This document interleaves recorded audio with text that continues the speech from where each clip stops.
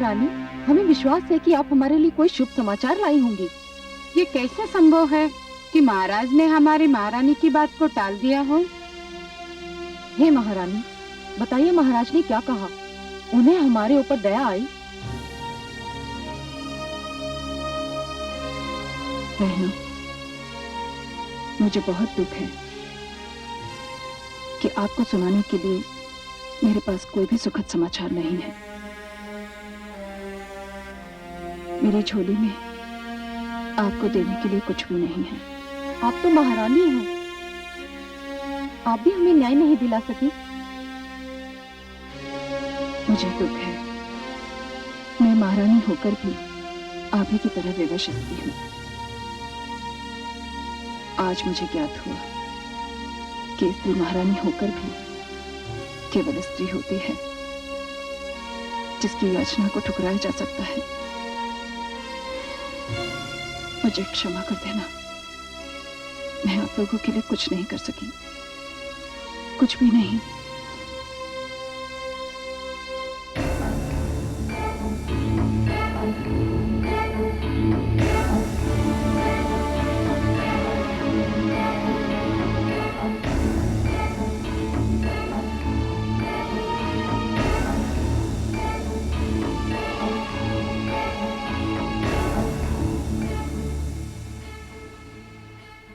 लंकापति की जय हो।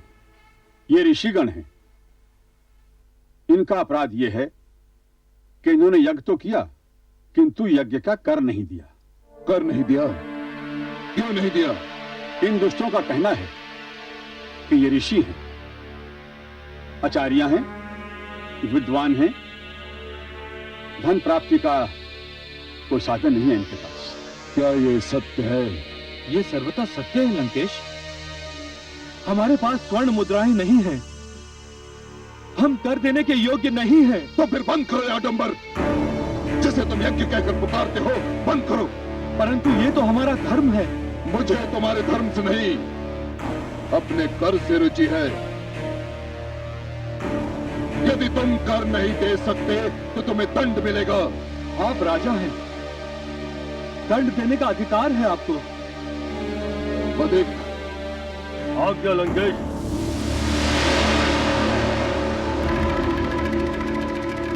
इनके शरीर से 4-4 चषक रक्त निकाल लिया जाए। हमें क्षमा कीजिए महाराज, हमें क्षमा कीजिए। हम इन्हें मृत्यु दंड नहीं दे रहे हैं, इसलिए इनके शरीर से रक्त इस प्रकार निकाला जाए कि ये जीवित भी रहे और जीवन को अभिशाप भी समझे। क्षमा महाराज। ले जाओ इन्हें मेरे सामने से। महाराज क्षमा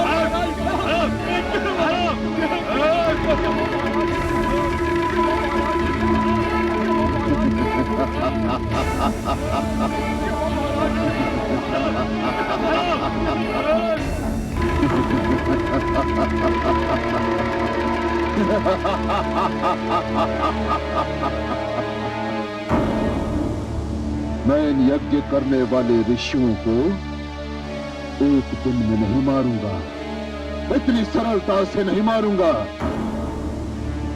मैं इन्हें इस प्रकार जीवित रहने दूंगा कि इन्हें जीवन से घृणा हो जाए।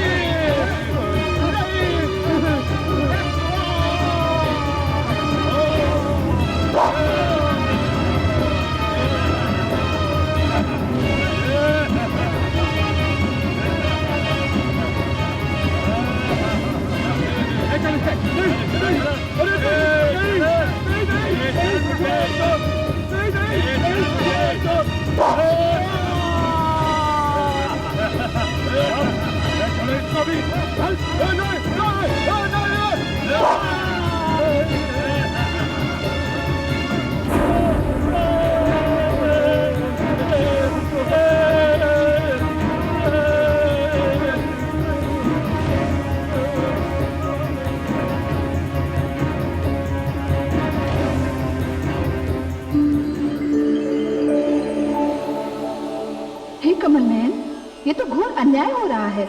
ये तो पशुता है। ये निर्ममता असहनीय है। जानता हूं महादेवी, जानता हूं, परंतु आप भी ये जान लीजिए महादेवी कि रावण के पतन की कहानी इसी रक्त से लिखी जाएगी। हे महादेवी, हर युग में ये होता रहा है और ऐसा ही होता रहेगा। अत्याचार रक्त की नदियां तो अवश्य बहाता है, किंतु अंत में उन्हीं नदियों में डूब जाता है। परंतु हे कमल नयन, अभी तो ऐसा लग रहा है मानो इन निर्दोषों का रक्त व्यर्थ जा रहा है। नहीं महादेवी, निर्दोषों, निर्बलों और दुखियों का रक्त कभी व्यर्थ नहीं जाता। महादेवी, जिस प्रकार अंधियारी रात्रि सूर्य की एक किरण का भी सामना नहीं कर पाती, उसी प्रकार अत्याचार क्रांति की पहली चिंगारी को भी सहन नहीं कर पाता। दुखियारी मंदोदरी कितनी भली नारी, कितना दुष्ट के चंगुल में फंस गई। महादेवी, कमल तो सदैव कीट में ही खिलता है ना, और मंदोदरी को इस क्रांति में एक बहुत महत्वपूर्ण भूमिका निभानी है। महादेवी, जिस क्रांति में नारी की भूमिका ना हो, वो क्रांति कभी सफल नहीं हो सकती। फिर वो क्रांति चाहे घर के भीतर हो या घर के बाहर।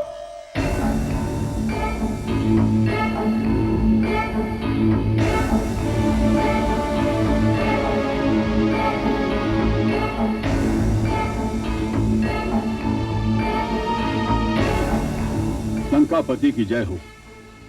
महाराज, मैं उपस्थित हूं। मेरे योग्य कोई आदेश? मैं ये जानना चाहता हूं कि ऋषियों पर लगाए गए यज्ञ कर से हमारे कोष में कितना धन एकत्र हुआ। आप मौन क्यों हैं महामंत्री जी? उत्तर क्यों नहीं देते? उत्तर क्यों नहीं देते आप? क्योंकि मुझे पूर्ण विश्वास है कि मेरे उत्तर से आप तनिक भी पसंद नहीं हो। क्यों? सत्य तो यह है महाराज कि यज्ञ कर से राजकोष में एक फूटी कौड़ी भी नहीं आई। क्या? ये कैसे संभव है? इतने कड़े दंड के भय ने भी ऋषियों को भयभीत नहीं किया? ये कैसे संभव है महामंत्री जी? भयभीत हुए हैं महाराज, हुए हैं भयभीत, किंतु निर्धन होने के कारण जिनके शरीर में शक्ति और रक्त है, वे रक्त दे रहे हैं, और इस प्रक्रिया में बहुत से ऋषियों के प्राण भी जा चुके हैं। जिनके पास देने के लिए कुछ भी नहीं है, वो हमारे राज्य से भागकर दूसरे क्षेत्रों में शरण ले रहे हैं महाराज। हमारे राज्य से दुष्ट ऋषियों का भागना शुभ समाचार नहीं है महामंत्री जी, किंतु ये अशुभ समाचार अवश्य है कि हमारे राजकोष में कोई वृद्धि नहीं हुई। यह अशुभ समाचार है। मैंने उनके शरीर से रक्त निकालने की योजना इसी लक्ष्य को सामने रखकर बनाई थी। या तो वे कर देंगे या फिर यज्ञ करना बंद कर देंगे। लगता है हमारे दोनों ही लक्ष्य पूरे नहीं हुए, किंतु अब उनके रक्त का हम क्या करेंगे? किस काम का उनका रक्त? लंकेश की जय हो। राजवधिक आपसे मिलना चाहता है महाराज। भेजो उसे। जो आज्ञा।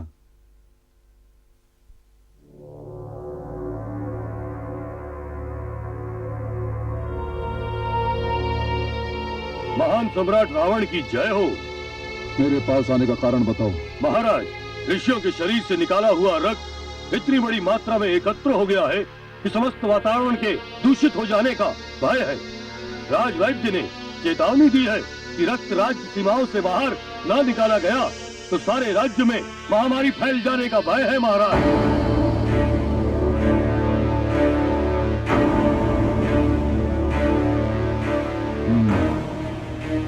महामंत्री जी। जी महाराज।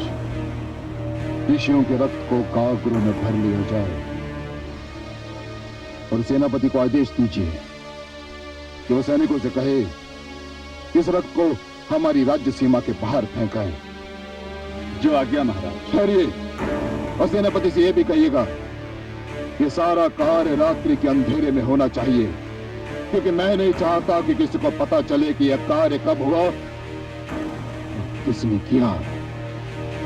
सब कुछ आपके आदेशानुसार होगा महाराज।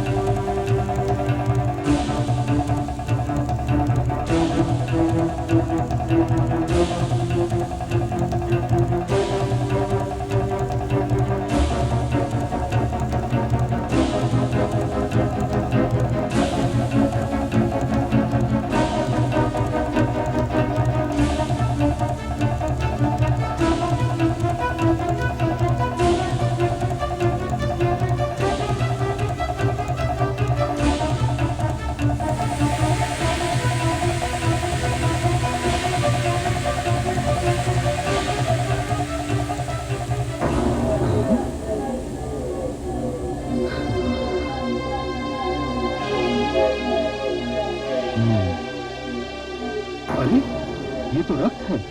ये रक्त कहां से आया? आकाश से। आकाश से? चलिए गुरुदेव विश्वामित्र को इसकी सूचना दे, जानिए क्या रहस्य है। चलिए चलिए चलिए।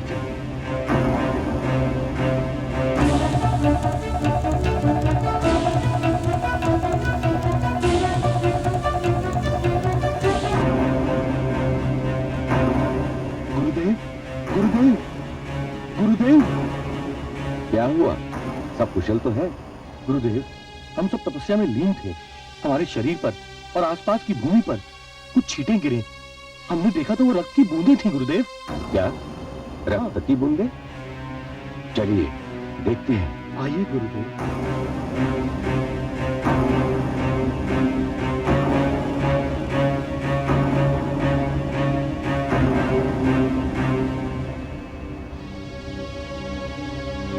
ये तो घोर आश्चर्य है। यदि आकाश से रक्त बरसेगा तो इस धरती का क्या होगा?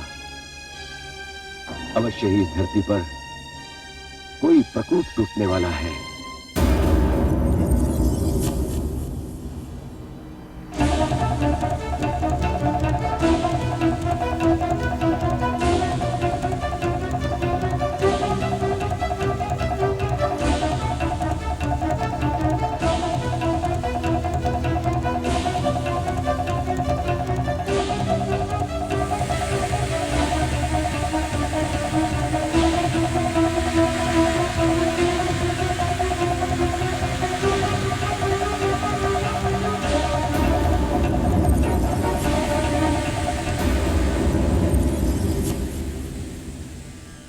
देखा कमल ने, दुष्टों ने सारा रक्त राजा जनक के खेत में फेंक दिया।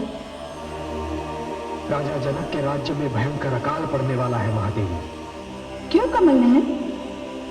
महादेवी, मिथिला की उपजाऊ भूमि बंजर बन जाएगी, क्योंकि जिस भूमि पर निर्दोषों का रक्त छिड़का जाता है वो भूमि कुछ भी उपजाने योग्य नहीं रहती। किंतु हे कमल नयन, ये तो घोर अन्याय है। अपराध कोई करे, दंड कोई भुगते। निर्दोषों का ये लहू रावण के अपराधों का फल है, और दंड भोगेंगे तो क्या है राजा जनक और उनके किसान, जिनकी भूमि बंजर हो जाएगी? महादेवी, विधाता के हर कार्य के पीछे कोई ना कोई उद्देश्य अवश्य होता है। यह तो असंभव है कि रावण को उसके अपराधों का दंड ना मिले और राजा जनक के राज्य में अकाल का पड़ना, यह भी किसी नई कथा का आरंभ सिद्ध होगा। कैसी कथा? अभी मैं इससे अधिक कुछ नहीं कह सकता महादेवी। हाँ, इतना अवश्य जानता हूं कि इस नई कथा की नायिका भी आप ही होंगी। मैं? कैसे? ये न पूछिए महादेवी। नहीं पूछूंगी। मैं जानती हूँ जिस कथा की नायिका मैं रहूंगी, उसके नायक तो आप ही होंगे, और जिस कथा के नायक आप होंगे वो कथा मेरे लिए संसार की सुंदरतम कथा होगी। वास्तव में वो कथा बहुत सुंदर होगी महादेवी। उस कथा का एक छोर राजा जनक के राज्य में और दूसरा छोर राजा दशरथ के आंगन में होगा। परंतु हे कमल नयन, जिन दो राजाओं के नाम आपने लिए वो दोनों तो संतानहीन हैं। महादेवी, उन दोनों की संतानहीनता ही तो इस कथा का रहस्य होगा।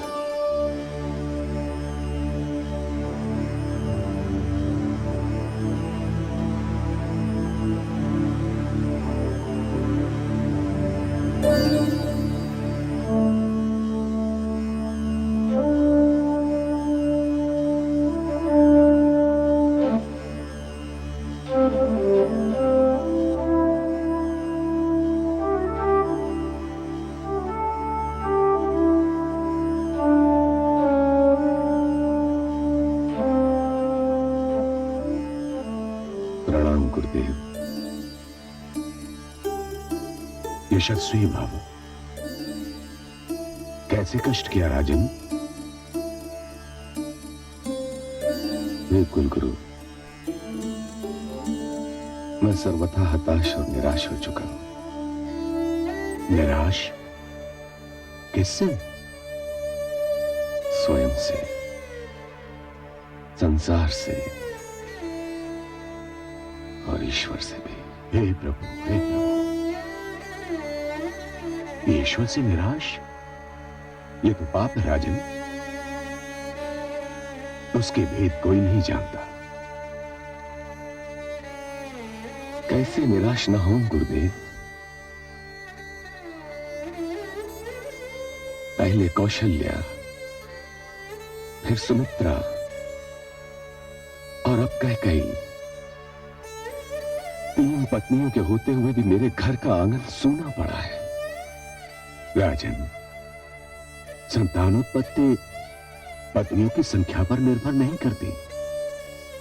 इसके एक नहीं अनेक कारण होते हैं, और उनमें सबसे बड़ा कारण तो ईश्वर की इच्छा है। तो मैं ईश्वर को कैसे मनाऊं गुरुदेव? क्या प्रार्थना करूं?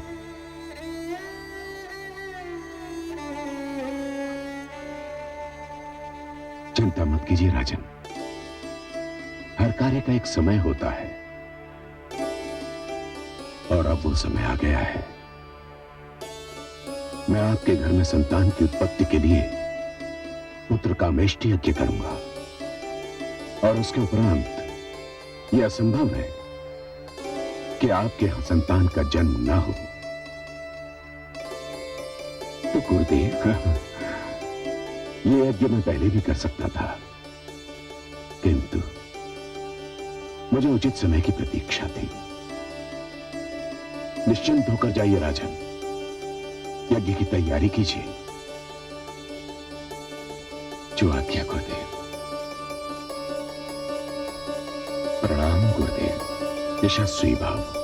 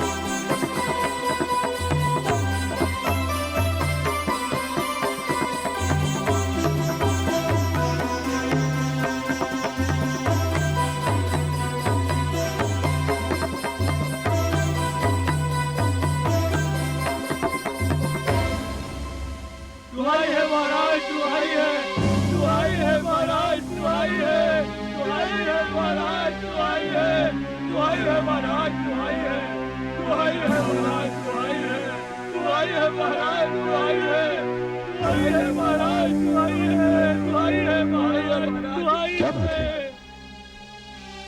आप लोग इतने अधीर, इतने व्याकुल क्यों हैं? हे महाराज, हम लुट गए। हमारे हरे भरे खेत सूख गए हैं महाराज।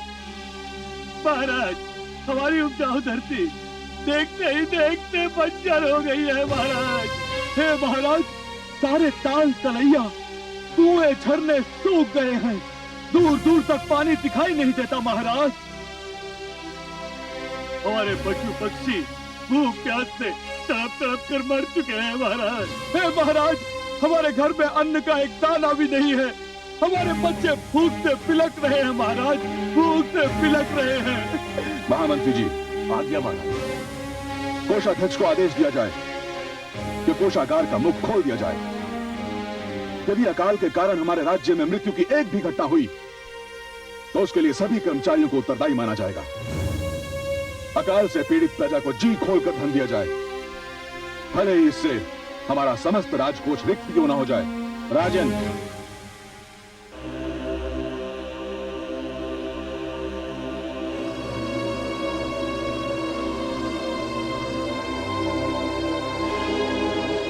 प्रणाम गुरुदेव। आयुष्मान भव। राजन, आपकी उदारता और प्रजा पालन की भावना सराहनीय है, पर उससे कोई लाभ नहीं होगा।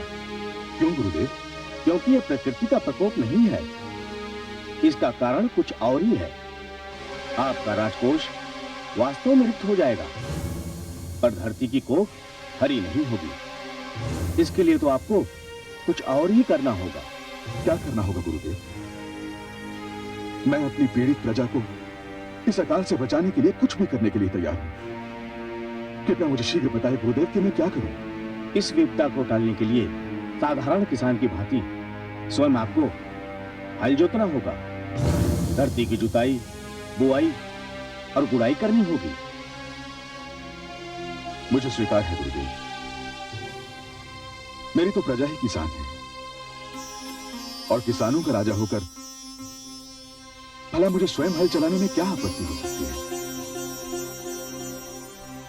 संभव है इस अकाल का यही कारण है कि मैंने किसानों का राजा होना तो स्वीकार कर लिया, परंतु अपनी प्रजा की भांति उसके साथ कभी हल नहीं चलाया, कभी खेती नहीं की। गुरुदेव, मैं अपनी प्रजा के कल्याण के लिए स्वयं हल चलाऊंगा। प्रजापालक महाराज जनक की जय! प्रजापालक महाराज जनक की जय! प्रजापालक महाराज जनक की जय! हे कमल नयन, मिथिला नरेश जनक ने कितना सुंदर और कितना अनुपम निर्णय लिया है। इस संकट की घड़ी में वो अपनी किसान प्रजा की भांति खेत में हल चलाएंगे। उनका ये निर्णय सुनकर मेरे हृदय प्रसन्नता से झूम उठा है। हे महादेवी, और आपको इतना प्रसन्न देखकर मुझे जो प्रसन्नता हो रही है उसका वर्णन मैं शब्दों में नहीं कर सकता। महादेवी, राजा वही है जो स्वयं को प्रजा के सुख दुख का भागीदार समझे। वो राजा ही क्या, जो स्वयं को प्रजा से दूर रखकर अपने राजभवन के ऐश्वर्य का बंदी हो जाए, स्वयं अपने सुखी संसार में इतना मग्न हो जाए कि उसे ये पता ही न हो कि प्रजा पर क्या बीत रही है, प्रजा कैसे जी रही है। हे महादेवी, जो राजा संकट की घड़ियों में प्रजा के कंधे से कंधा मिलाकर खड़ा नहीं हो सकता, वो राजा कहलाने योग्य ही नहीं है। और मुझे इसलिए और भी प्रसन्नता हो रही है कि जनक ने किसान के महत्व को पहचाना। यदि ईश्वर जन्मदाता है तो किसान अन्नदाता है। वो धरती को अपने लहू से सींचकर मानव को जीवित रहने का साधन प्रदान करता है।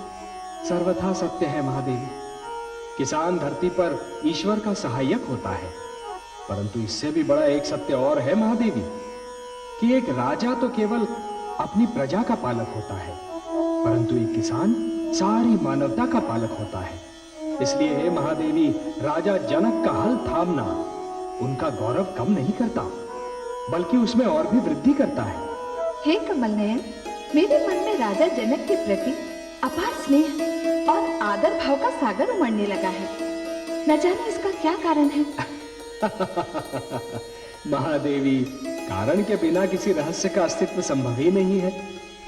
जिस प्रकार बादल के बिना बरखा नहीं हो सकती, अग्नि के बिना धुआं नहीं हो सकता, उसी प्रकार कारण के बिना कोई रहस्य जन्म ही नहीं ले सकता महादेवी। हाँ, इतना अवश्य है कि रहस्य वही अति सुंदर होता है जिसका कारण तुरंत समझ में ना आए। हे जगदीश, हे श्रीहरि, आप तो कारणों के कारण हैं, रहस्यों के रहस्य। मैं बहुत व्याकुल हो उठी हूँ। आप ही बताइए ना, इस रहस्य का क्या कारण है? आप कथा प्रारंभ होने से पहले ही उसका अंत जानना चाहती हैं महादेवी। महादेवी व्याकुल न हो, कारण अतिशीघ्र आपके समझ में आ जाएगा। आप तो बस जनक की मिथिला नगरी पर अपनी दृष्टि जमाए रखिए और मुझे ये देखने दीजिए कि दशरथ की अयोध्या नगरी में क्या हो रहा है।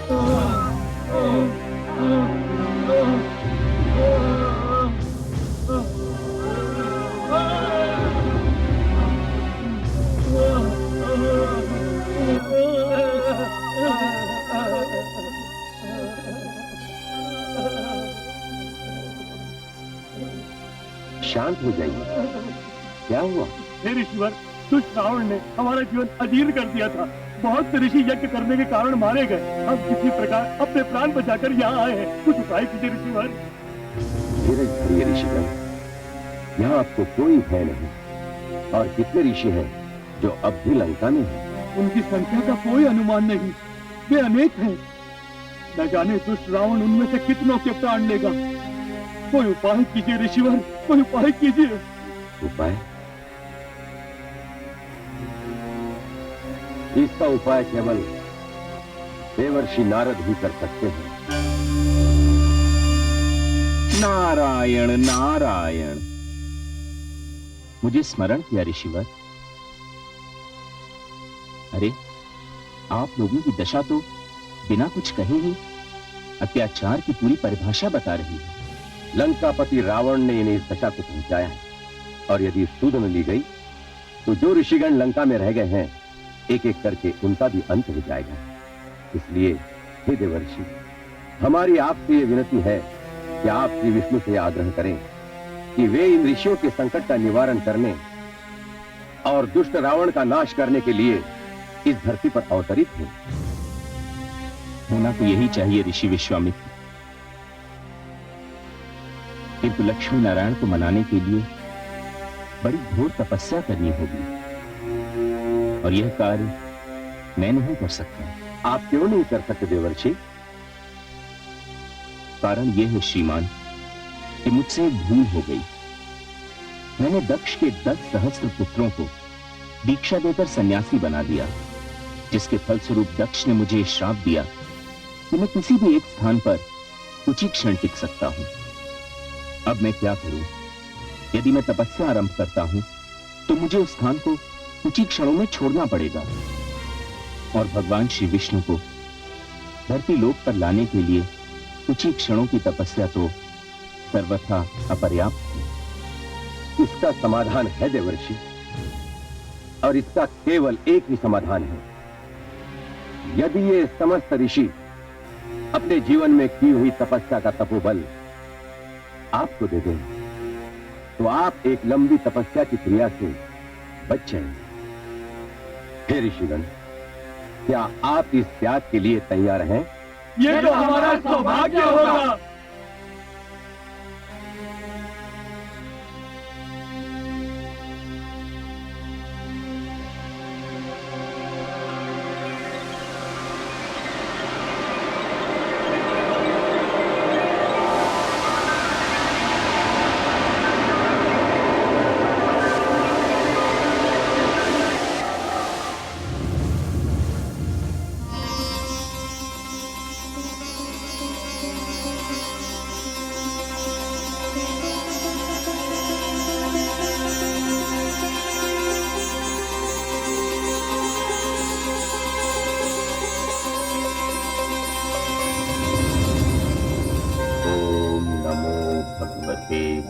वासुदेवाय। ओम नमो भगवते वासुदेवाय। ओम नमो भगवते वासुदेवाय। ओम नमो भगवते वासुदेवाय। ओम नमो भगवते वासुदेवाय। ओम नमो भगवते वासुदेवाय। ओम नमो भगवते वासुदेवाय। ओम नमो भगवते वासुदेवाय। ओम नमो भगवते वासुदेवाय।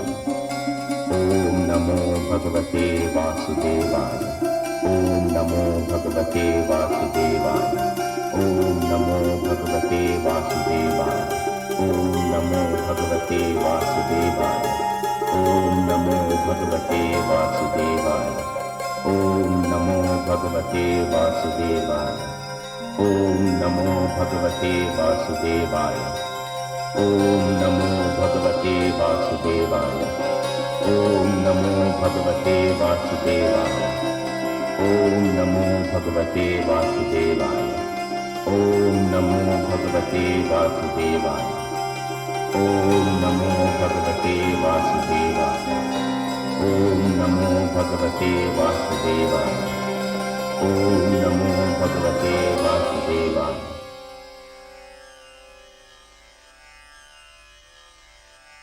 ये कमल नयन, आपके प्रिय देवर्षि बड़ी लगन से आपका तप कर रहे हैं। हाँ महादेवी, देवर्षि मुझे धरती पर बुलाना चाहते हैं। तो क्या आप नहीं जाएंगे? जाऊंगा तो अवश्य, जाना पड़ेगा महादेवी, परंतु मुझे एक चिंता हो रही है। किस बात की चिंता देवेश्वर? चिंता यह है महादेवी कि कहीं देवराज इंद्र इसका उल्टा अर्थ नहीं निकाल ले। देवराज की आपने भली चलाई। वे सबसे इतना भयभीत रहते हैं कि मानो तप का आविष्कार ही उनका विरोध करने के लिए हुआ हो। या किसी ने आसन लगाया, आंखें मूंदी, वहां उनका सिंहासन तोड़ने लगा। महादेवी, आपके मुख से शब्द निकलने की देर थी, वो देखिए, उनका आसन डोले ना डोले, उनका निश्चय अवश्य डोलने लगा है।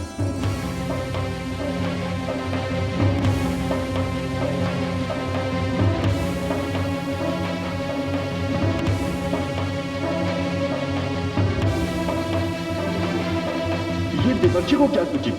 क्यों कर रहे हैं तप? उन्हें तपस्या की क्या आवश्यकता आन पड़ी? हे देवराज, यदि आप आज्ञा दें, यदि आप कहें तो हम पता लगाएं कि उनकी तपस्या के पीछे क्या रहस्य है। पता लगाने की क्या आवश्यकता है अग्निदेव? क्या आवश्यकता है? हम जानते हैं, भली भांति जानते हैं कि जो भी तपस्या करता है उसकी आंख देवेंद्र के सिंहासन पर ही होती है। कामदेव, कामदेव!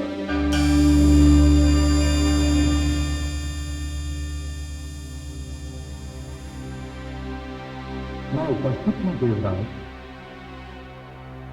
चाहिए किसी भी ढंग से, मरण है किसी भी ढंग से, देवर्षि की तपस्या में विघ्न डाल दीजिए। हम नहीं चाहते कि बात इतनी बढ़ जाए कि नियंत्रण के ही बाहर हो जाए। देवर्षि का ध्यान बटा दीजिए, उन्हें तपस्या से रोक दीजिए। जाइए। जो आज्ञा देवराज। हमारी आज्ञा का विलंब पालन हो।